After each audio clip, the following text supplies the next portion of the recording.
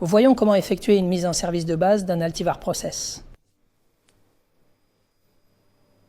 Avec la roue, nous passerions d'un menu à un autre, aussi avec la flèche vers le bas et flèche vers le haut. OK pour entrer dans le menu et échapper pour sortir. En haut à gauche, nous verrions l'état RDI. Prêt. Voyons. Menu démarrage simple, OK. Et nous entrerons les données de plaque. Moteur standard, la fréquence standard, qui dans ce cas est de 50 Hz, correct. La puissance nominale du moteur, nous allons la configurer à 0,70 kW, qui est ce que nous indique notre plaque signalétique.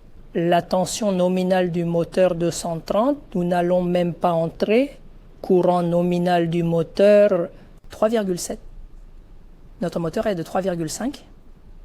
Nous pourrions le modifier en tournant la roue. Ou également, ce que nous pourrions faire est d'aller à 7 et descendre avec la flèche vers le bas. 3,5. D'accord. Fréquence nominale du moteur, celle indiquée par la plaque, 50 Hz. Vitesse nominale, les tours par minute. Dans notre cas, 1470. Et OK. Nous avons déjà configuré les données de plaque du moteur. Maintenant, nous allons configurer la protection thermique, qui est le niveau de courant du moteur. Nous allons placer le même courant que nous avons configuré comme courant nominal du moteur, 3,7, est celui qu'il utilise pour faire la protection thermique, tout comme si nous avions un thermique. L'accélération, le temps que nous voulons qu'il prenne de 0, à 50 Hz, nous allons le configurer, par exemple, à 11 secondes. La rampe d'accélération ou de décélération, le temps que nous voulons qu'il passe de 50 à 0, nous allons le laisser configurer en 1 seconde.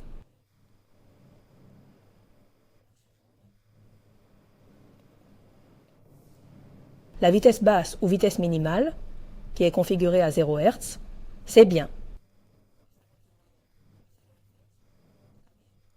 Et la vitesse maximale à laquelle nous voulons que l'équipement fonctionne, 50 Hz. C'est déjà configuré. Tel que le variateur est configuré par défaut, la consigne de vitesse serait câblée sur l'AI1.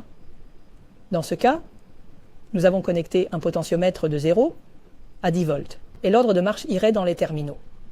En fermant le pont entre plus 24 et le DI1, il démarrerait. En haut, nous voyons RDI. Lorsque nous donnerons l'ordre de marche, l'équipement se met en marche. Marche, arrêt, et va à 0 Hz.